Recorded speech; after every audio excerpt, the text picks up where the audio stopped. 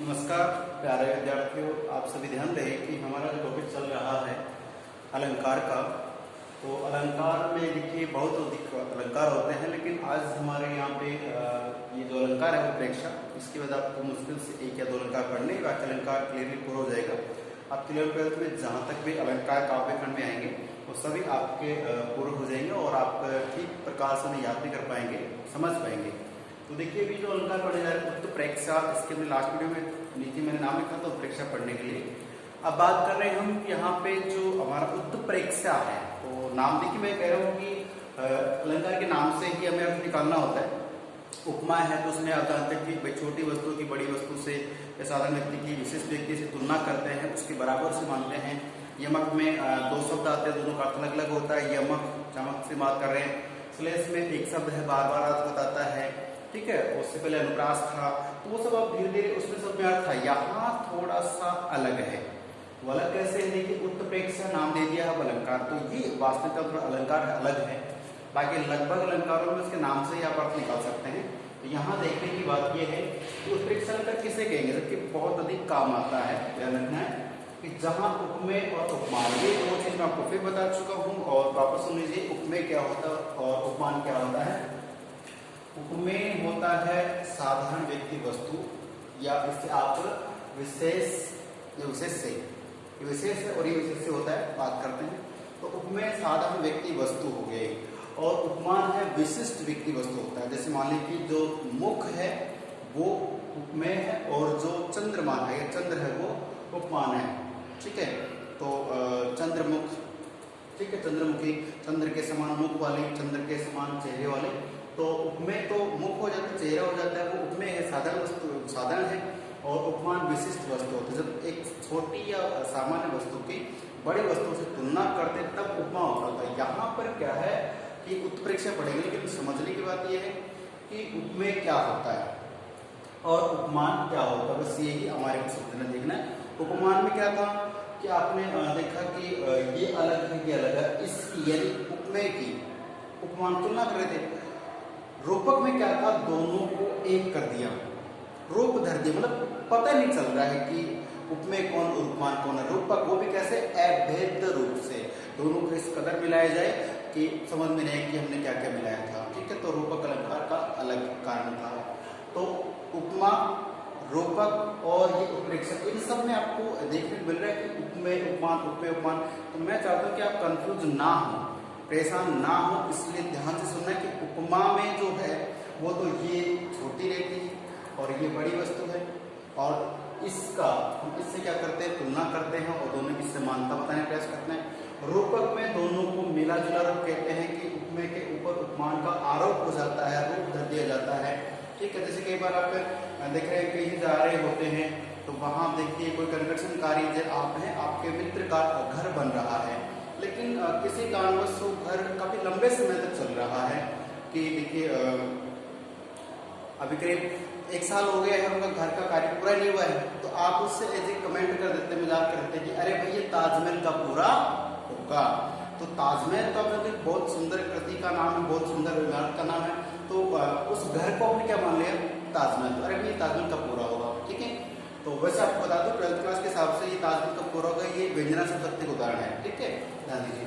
तो कहने का मतलब प्यारे विद्यार्थियों, आप सभी जो विद्यार्थी सुन रहे हैं, तो उपमा अलंकार में, रूपक अलंकार में और उत्प्रेक्षा अलंकार में जहाँ पे उपमेय उपमान का बार बार शब्द आएगा तो आप इससे कंफ्यूज ना हो, ठीक है। उपमा से शुरुआत करते हैं। तो उपमा का मतलब है कि छोटी वस्तु को बड़ी वस्तु की पदवी दे रहे हैं, इसका मतलब है तुलना कर रहे हैं। तो वहां तो उपमेय अलग है, उपमान अलग है, ये छोटी ये बड़ी, ठीक। चलिए रूपक में क्या था कि इसके ऊपर इस उपमान का आरोप कर देते हैं। जैसे मैं कह दूं, जैसे मान लीजिए जो कलम है, ये पेन है, मैं कह दूं ये मेरी रोजी रोटी है या ये मेरे सपने, ये मेरी जिंदगी, मैंने इस छोटी सी वस्तु को मैं सब कुछ मान लेता हूँ अवैध रूप से, ठीक है। तो वही बात क्या है कि मान लीजिए आप एक बिल्कुल सीधे एग्जाम्पल समझे, वो ला के हिंदी के तो बच्चे कमेंट कर रहे थे कि हिंदी के उदाहरण जो आप लेते हो तो ठीक समझा दिया, लेकिन अलग से आ जाए तो मैं चाहता हूँ जब समझे। मान लीजिए कि आपके पास एक बाइक है, ठीक है। तो उस बाइक को आप कहते हैं कि मेरे लिए तो ये स्कॉर्पियो है, ये ही लग्जरी गाड़ी BMW है, ठीक है। तो एक्चुअली में क्या है कि आपकी जो व्हीकल, आपकी जो बाइक है, तो उसको हमने क्या कह दिया, BMW कह दिया। तो उस बाइक का अर्थ तो समाप्त हो गया। आपके लिए क्या हो गई, BMW हो गई। तो कहने का मतलब है कि छोटी वस्तु होती है, उस बड़ी वस्तु का आरोप कर देते, ऐसे करते हैं कि उसका खुद का समाप्त हो जाता है और बड़ी वस्तु का उस मान लिया जाता है। तो वहां पे क्या हो जाता है, रूपक हो जाता है। और छोटी की बड़ी से तुलना करें या उपमा दें, सा सी से उधर से ये लगाए तो वो क्या हो जाता है, उपमा, और आरोप लगा दे तो रूपक। और यहाँ पे थोड़ा अलग है, क्या अलग है देखिए, ये और भी सरल है। अब ट्रिक्स की बात करें तो से, सा, सी, जैसा, जैसी, और इव है, सदृश है, सरिसप, वो जा रहे थे किसमें, वो हमारे उपमा में जा रहे थे, ठीक है। और रूपक में रूपी शब्द आता है, चांद रूपी चेहरा है, बात करते हैं। इसमें क्या है, इसमें भी आपको कुछ ट्रिक्स मिलेंगे, वो क्या है देखिए। तो सबसे पहले बात करते हैं इसकी परिभाषा की। उत्प्रेक्षा की परिभाषा है कि जहां उपमेय में उपमान की, उपमेय में उपमान की संभावना, देखिए एक संभावना होती है और एक आशंका होती है। यह संभावना की बात करेंगे, वैसे आशंका आपको बता चुका हूँ कई बार क्लासेस में, और बहुत जल्दी हम आमने सामने होंगे क्लासेस में, तो उस समय आपको बताया जाएगा। आशंका हमेशा बुरे की जाती है और संभावना हमेशा अच्छे की जाती है, ठीक है। इस मामले में बात करें कि स्कूल खुलने की क्या है, आशंका है, संभावना, संभावना क्या है, आशंका तो बुरे की होती है। मान लीजिए कोई व्यक्ति बीमार है, ठीक है, और ये मान के चलिए डॉक्टर से बिल्कुल कह सके कि अब ये कुछ दिनों मेहमान घर ले जाइए, सेवा कीजिए, तो कुछ व्यक्ति कह देते कि भाई इनकी अब ठीक होने की संभावना नहीं के बराबर है। तो संभावना तो है, लेकिन संभावना अच्छी की नहीं, हालांकि वो कह नहीं सकते। बाकी से वो बहुत भयंकर घटा चढ़ रही है, तो बोल सकते कि अब बाढ़ की आशंका, संभावना नहीं लेंगे। तो बाढ़ आएगी तो जाहिर सी बात है कुछ नुकसान होगा, बुरा होने वाला है, ठीक है। कोई महामारी फैल रही है, तो ये तो कोरोना है, तो ये एक बुरी आशंका है, ठीक है। तो बुरा होने का जो अंदेशा रहता है उसे आशंका कहते हैं। और बोलते हैं कई बार इस बच्चे ने पढ़ाई नहीं की, इसके फेल होने की आशंका है, ठीक है। और अगर थोड़ा बहुत पढ़ाई बोलते हैं इसके पास होने की संभावना है। तो पॉजिटिव में जाते हैं तो संभावना होती है, नेगेटिव में जाते हैं तो आशंका होती है। यहाँ क्या कर रहे हैं, उपमेय में उपमान की संभावना व्यक्त करेंगे। और आप जानते हैं संभावना फिक्स नहीं होती है, 99% होता है कि हो भी सकता है और 1% भी नहीं हो सकता। तो संभावना करें तो फिर वो फिक्स हो जाता। तो उपमेय में उपमान की संभावना का वर्णन करते हैं, वह उत्प्रेक्षा अलंकार होता है। ये तो परिभाषा समझे नहीं आप, खैर कोई बात नहीं, परिभाषा समझ रहे हैं। उपमेय के ऊपर उपमान की संभावना का वर्णन करेंगे बस। अब बात करें इसकी उत्प्रेक्षा के लक्षण क्या होते हैं, देखिए वाली बात है। एडजेक्टिव कहिए, यदि पंक्ति में ज्यों बोलते हैं ना, ज्यों और मानो, जानो, एवं, मनो, जनु आदि शब्द आते हैं तो वहां उत्प्रेक्षा अलंकार ही होगा। ये ऐसी बात है। टेक्स्ट बना सकते हो, मनो मानो, जनु जानो, ऐसे दो टेक्स्ट बना लेंगे। मनो मानो, जनु जानो, एवं और जो, ये इस प्रकार के शब्द आ गए हैं। जैसा जैसी नहीं करने इसमें, ठीक है। चलिए तो जो हो गया इसलिए बात हुई है। अब देखिए इसमें एग्जाम्पल हम समझ सकते हैं। जैसे होता क्या है कि जो उपमेय होता है उसको लेकर हमारे मन में संभावनाएं होती हैं, या शायद ऐसा हो सकता है, शायद perhaps बात करते हैं। देखिए इस यहाँ पे उदाहरण है कि पद्मावती सब सखी बुलाई। पद्मावती का नाम आप जानते हैं, चित्तौड़गढ़ जो किला है उसमें पद्मावती रत्न सेन आपने सुना होगा। तो इनकी वीरता की बात करते, वीरांगना जो है ये। तो पद्मावती सब सखी बुलाई, जनो फुलवारी सब चली आई।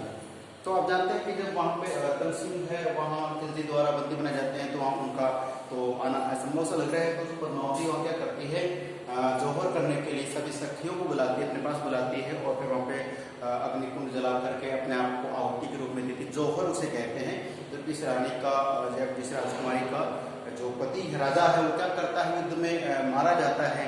तो जो जीतने वाला राजा वहां पर आकर के वहां की तमाम वस्तुओं को, चाहे भौतिक वस्तु है, हीरे जवाहरात मोती महल, या जो महिलाएं होती है, सबके ऊपर उस जीतने वाले राजा का अधिकार हो जाता है। तो ऐसे में कुछ रानियां जो होती हैं क्या करती हैं, अपनी अस्मत, अपनी इज्जत, अपने मान सम्मान को बचाने के लिए उन्होंने पण किया होता है अपने आप से कि हम सिर्फ अपने राजकुमार या अपने राजा पति की ही पत्नी है, बाकी अन्य का हमारे ऊपर कोई अधिकार नहीं है। तो वो अपने आप को, क्योंकि दूसरा राजा आएगा वो किस तरीके से उन्हें रख के जलील करे, परेशान कैसे, अच्छा है वो अग्नि में कूद करके या अपने जैसे चिता पे बैठ करके आग लगा करके, अकेले नहीं मरती थी, कईयों को और ले मरती थी। तो ये तो गलत है ना, वैसे उस जमाने के हिसाब से था ये जोहर करना। तो ये राजस्थानी जीके में आ जाते हैं जोहर क्या है। तो पद्मावती का जोहर बहुत प्रसिद्ध मानते हैं, ठीक है ना। वो कई बार कहते हैं कि भाई हम तो डूबेंगे फिर हम तो मेले में मरेंगे, वही बात है। तो ये रानी के साथ में कोई कुछ और भी थी, उनको दासियों को मरना पड़ता था, आजकल ऐसा नहीं, ध्यान रखना। तो पद्मावती सब सखी बुलाई, पद्मावती के जोहर के लिए सब सखियों का आह्वान किया कि आइए, ठीक है। हमारे जो सेना है उसके जो भाई हौसले बुलंद थे, लेकिन अभी जो दुखद समाचार है तो उसके लिए क्या करते बुलाती है, जनू क्या देखें हमारे को पूरी पंक्ति में अर्थ आए ना आए नो प्रॉब्लम, क्या करेंगे, जनो जानो मनो मानो ये सब आएंगे उत्प्रेक्षा।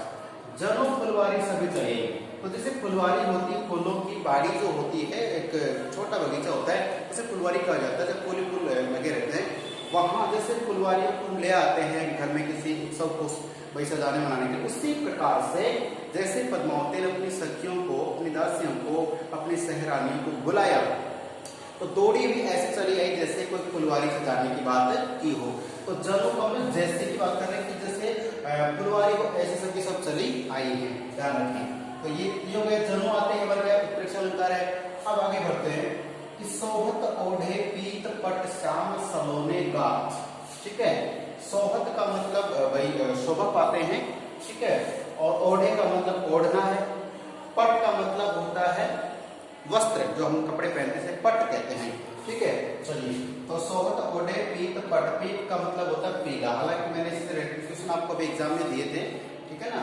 तो इसमें पट यानी वस्त्र होता है, पीत यानी पीला होता है। और श्याम भगवान श्री कृष्ण की बात करते हैं, सलोने का मतलब सांवला रूप होता है, गात का मतलब शरीर होता है, गात, ठीक है, हमारा अंग होता है, शरीर होता है, गात बोलते हैं, ध्यान रखना। चलिए, तो बात करते हैं कि जो श्री कृष्ण है क्या करते हैं, उनका रंग तो कैसा हो गया, गात यानी शरीर है, शरीर कैसा है, सांवले रंग का है। और भगवान श्री कृष्ण है तो भगवान श्री कृष्ण का रंग कैसा, सांवला है। पट का मतलब वस्त्र जो पहन रखे कैसे, पीले वस्त्र पहन रखे और रखे, तो ऐसा लगता है बहुत अधिक शोभा पा रहे, चमक रहे जैसे।